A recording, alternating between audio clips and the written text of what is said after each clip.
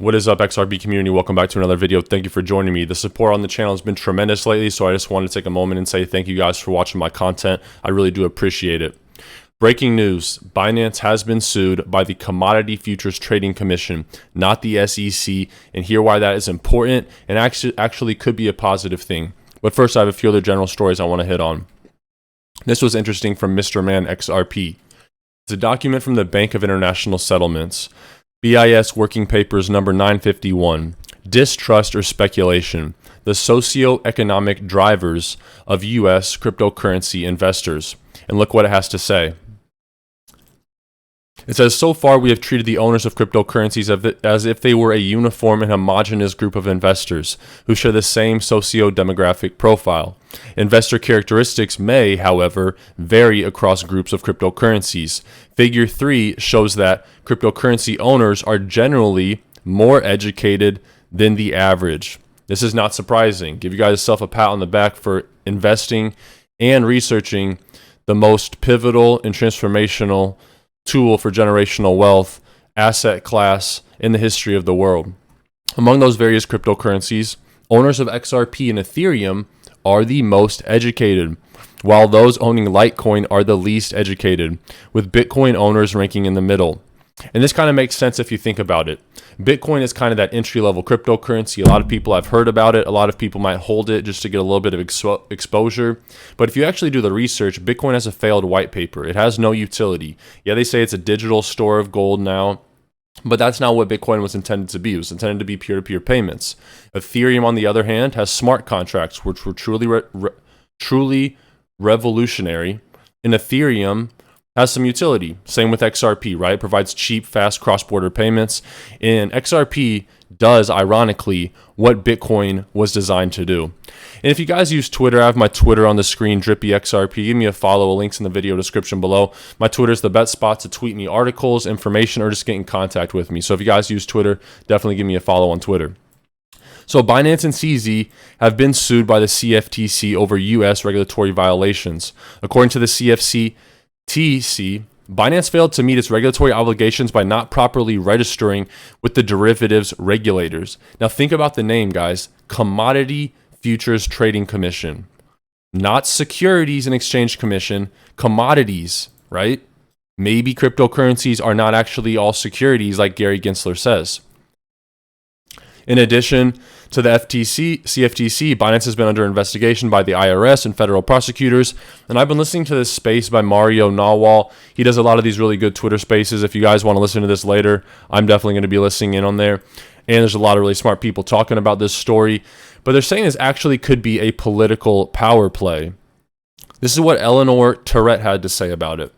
She says, according to sources familiar, the CFTC lawsuit was dropped on Binance without warning, similar to Coinbase's Wells Notice from the SEC. A Wells Notice is an SEC document that basically just gives you a heads up saying, we're going to sue you. Some industry professionals believe that this was a political move by the CFTC to show that Gary Gensler and the SEC that this is a commodities issue rather than a security ones. They also say the Vegas odds have the SEC government pushing out a similar lawsuit against Binance as a counter. So think about that. Gary Gensler has been making these statements saying that all of these cryptocurrencies are unregistered securities. And yes, to be transparent, some of them may be, but then there's a lot of them that aren't. XRP, for example, has been labeled as a digital currency and a commodity by many organizations, many official documents. So let that sink in, let that marinate. This could be a power play by the Commodity Futures Trading Commission to let the SEC know that Gary Gensler can't just steamroll regulation by enforcement for a whole industry. Positive stuff.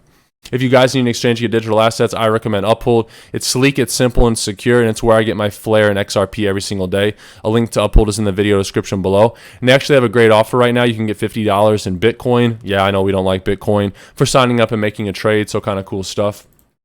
Moving forward, though, look at these 7 quotes from the CFTC Binance lawsuit. Kind of some interesting stuff, okay? The first one, according to a complaint in 2018, Lim, and a lot of this stuff stems from this guy with the last name Lim or Leem. He acknowledged that Binance was operating in the USA and advised his colleagues that there was no effing way in heck that he was signing off as the CCO for this OFAC SHIT. The U.S. Office of Foreign Assets Controls administers and enforces trade sanctions, and much of the document produced by the CFTC is concerned with Binance's alleged efforts to avoid such oversight. Essentially, when this guy Lim left Binance, they subpoenaed his phone, and they had all these text messages from the founder of Binance, CZ, a multi-billionaire, one of the richest guys in the world, saying some craziest stuff. Look at this one right here. The complaint alleges that in February 2019, after receiving information regarding Hamas transactions, Hamas is that Palestinian, I want to say the word Terror, but I'm scared on YouTube to say that. Sad world we're living in. But regarding Hamas transactions on Binance, Lim explained to a colleague that terrorists usually send small sums, as large sums constitute money laundering. Lim's colleagues replied, "You can barely buy an AK-46 with $600." So they openly are saying that we know there's terrorists transacting on here. We know that they're laundering money with very small sums, and it just doesn't look very good. The CFT continues with the ever more loose-lipped Lim allegedly stating in January 2019 that CZ doesn't want us to do KYC on Binance.com. So Binance.us had KYC. KYC is know your client. It's a standard in banking, in trading. Basically, you have to send in your ID card and your address so they know everyone doing trades on their platform are who they say they are, right? For tax reasons and things like that. And CZ is the founder of Binance, and he's saying that they don't want KYC on Binance.com. Why? Because obviously then you'll have less people using the platform. 2 Bitcoin limit in U.S. citizens. Regarding the implementation of a 2 Bitcoin trading limit for non-verified customers in 2019, Lim apparently told CZ, Binance founder, that a huge number of Binance's Tier 1 customers, meaning the people that have not KYC, they've not provided their ID cards, they can only trade up to 36,000 before getting blocked. They could be U.S. citizens in reality. They have to get smarter through the use of non-US VPNs. Binance even has a guide on their website on how to use a VPN. You know what a VPN is? It's basically a program on your computer that masks your IP address. So I could look like I'm from Mexico by turning on my VPN. I could make my VPN anywhere in the world, and it basically hides your location. So if you're in Binance, if you're in the USA and you want to use Binance.com, you typically can't. But with a VPN, it's very simple, and they're saying that's a problem. So this lawsuit is not about cryptocurrencies. It's not about digital assets. And hopefully Eleanor Terrett is right. Hopefully this is a political play to show Gary Gensler, hey, not all these cryptocurrencies are securities. We're the Commodity Futures Trading Commission, and we're going to come in here and we're going to make that precedent.